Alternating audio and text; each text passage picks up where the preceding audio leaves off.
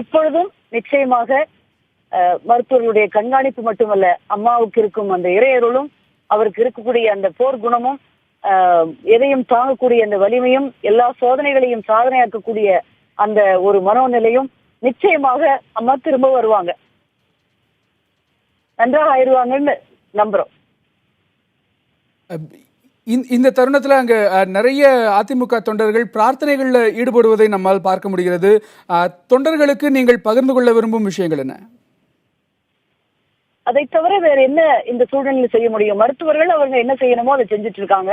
நாம் இறை நம்பிக்கை உள்ள அம்மா மிகுந்த இறை நம்பிக்கை உள்ளவங்க. நாங்களும் எல்லாரும் அம்மாவை ஒற்றி அதே மாதிரி மிகுந்த இறை நம்பிக்கை உள்ளவங்க. நிச்சயமாக இறைவன் நம்மை கைவிட மாட்டார்.